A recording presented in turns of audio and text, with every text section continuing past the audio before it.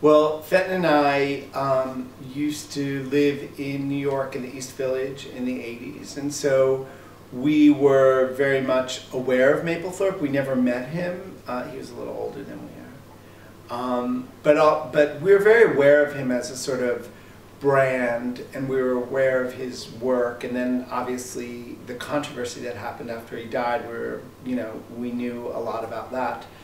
But it really kind of 25 years since the controversy, 27 years since his death, it felt like it might be time to sort of re-examine his work, his life, who he was, because truly, even though we knew a little bit about his work, we kind of knew the name more than we knew anything else. Mm-hmm. I still remember his name on banners, like there's things on lampposts, like street banners. It was like McDonald's, Mapplethorpe, it was a brand.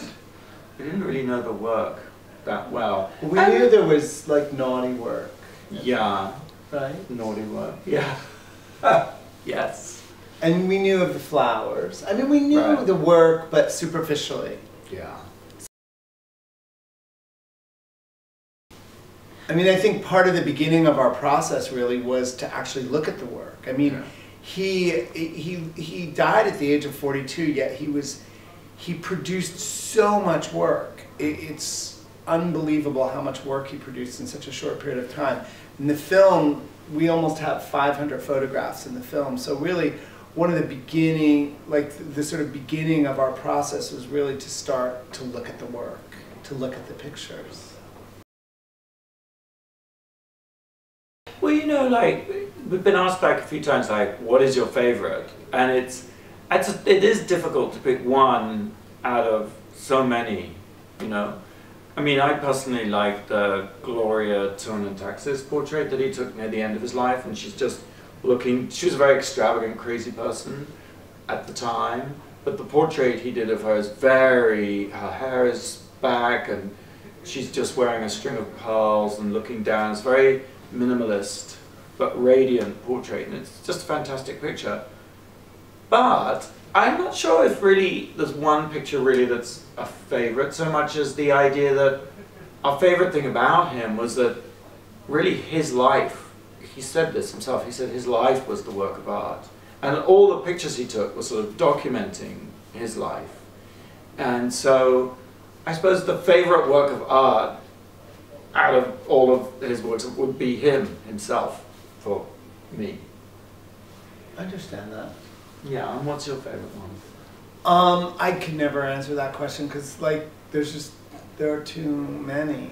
So I can't. The collages. I like the early work. He did all these collages using old porno and spray paint, and I just love those. They seem so vibrant and alive and interesting and different, and I wasn't aware of any of them.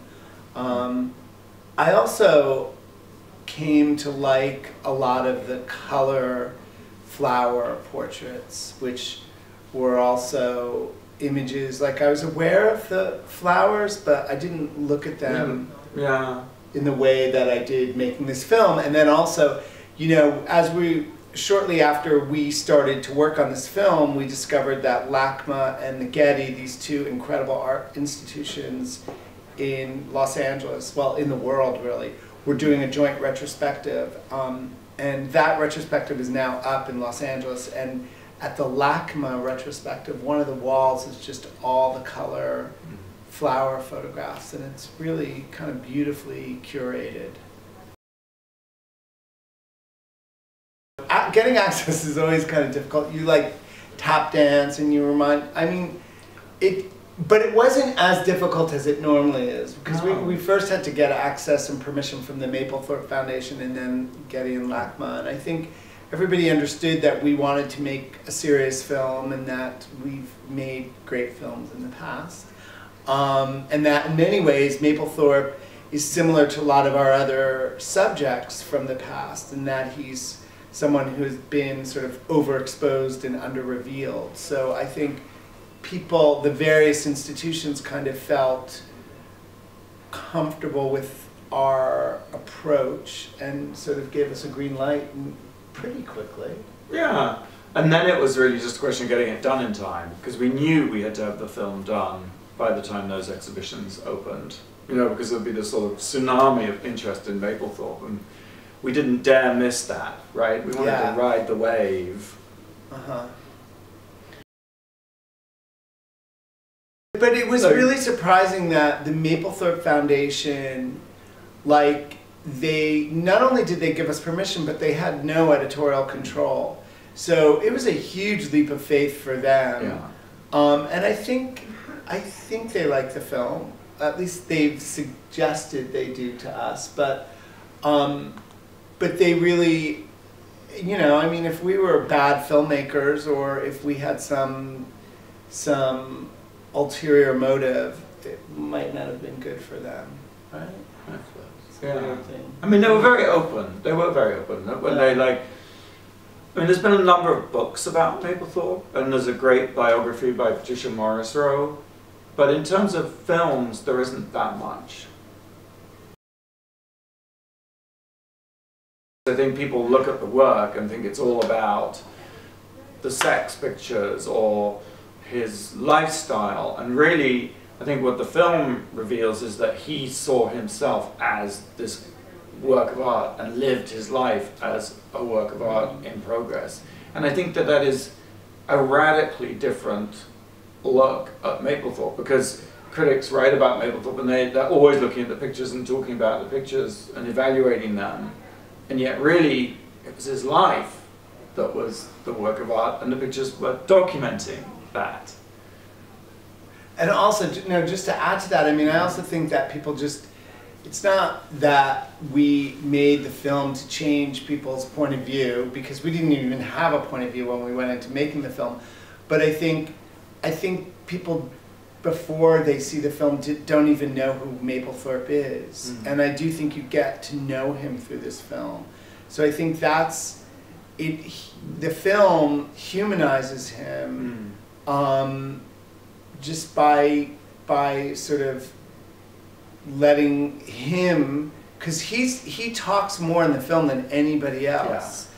So hearing from him, he helps tell the story about him.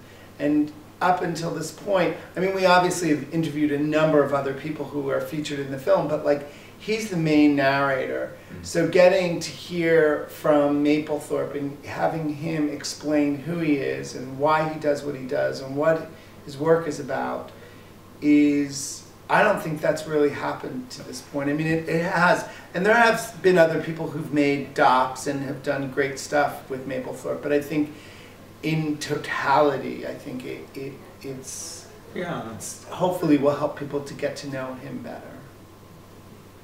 Yeah, I think that's right, because I think that controversy that he caused meant that a lot of people would have a lot to say about him. But what we discovered was he had quite a lot to say about himself. And he was very articulate and very clear and straightforward and straight up about what he was doing and why he was doing it. I mean, early on in the process, we discovered that he did lots of interviews with lots of journalists, and he liked talking about his work, and he understood the importance of press and media coverage. He understood that he needed to sort of build a profile. And as we talked to various journalists, we would just ask them, you know, do you have tapes? And they'd be like, yeah, I think I do, somewhere in the attic, or I think I do. So we would just pester people about, like, can we send someone over to look for them, or we'll digitize them. And so it was an ongoing process. The more people we talked to, the more tapes we discovered, the more pieces of the puzzle we collected. So it was sort of a gradual process, really, wasn't it? It was. That was a more efficient and then, wasn't but it? No. And then I guess one of the great discoveries, there were two great discoveries in terms of archive, I think. One was early on, where we found this local news piece that they'd gone to the Chelsea Hotel to do a piece on the art scene at the Chelsea Hotel, And we had this interview with Sandy Daly talking about this news piece. We never thought in a million years we'd be able to find it. She had never seen it since it happened. I mean, it was a local news piece in 1972. I mean, what are the odds that it still exists?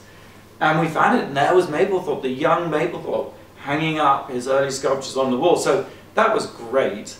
And then the other great thing, I think, was the artist Peter Klaushaus, the young artist then, in the 80s, going to Robert's loft with his friend who had a video camera, and videotaping as Robert took his portrait. And those two pieces, one at the beginning of his career, one at the end, really helped bring him to life, you know. I mean, one piece of advice that we've had to follow all the time is never take no for an answer. I mean, people have never said yes to anything. Well, people rarely say yes to things that we want to do for our entire careers. So we always say at World of Wonder that no is the beginning of yes. And so, so when people are starting out, it's important to not take no for an answer. And even if people aren't starting out, because like I said, for us, it's never really changed. So that it's important not to personalize, you know, no or rejection, because it's going to happen forever. Yeah. Well, I think, you know, the other thing is that, especially with documentaries, is I think what inspired Randy and I at the beginning was the sort of do-it-yourself aesthetic, the punk aesthetic, really. I personally didn't like punk music, but the idea of just doing something, I've always loved that.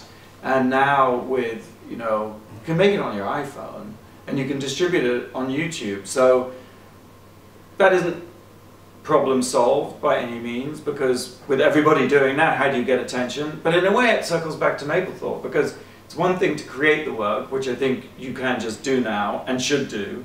And then the other thing is you've got to get it noticed. And that's as legitimate and valid a part of being an artist as creating the beautiful thing in the first place. You're an artist, so you have a responsibility to engage, woo, win, entertain your audience. And, but it's all more exciting than it ever was. And I do think, ultimately, I think non-fiction is the future in a way that fiction is just looks sort of sometimes out of date, you know. And I love scripted, but like even House of Cards, which is my favorite scripted series, it feels like a documentary. You know, it's so much about themes and issues that are going on right now. So I look at everything through the lens of scripted, and I'd recommend anyone to do exactly the same. So if I could just summarize, Oh, yeah. I think there's 4 points that we're making. Right. 1 is don't take no for an answer. Yeah. 2 is just do it. Yes. 3 is make noise about it. Yes. And 4 is non-fiction is the new fiction. Yes. Right? There you go. Brilliant. Okay. Because that's... Oh, and I guess find a partner who can summarize your rambling statements. Oh.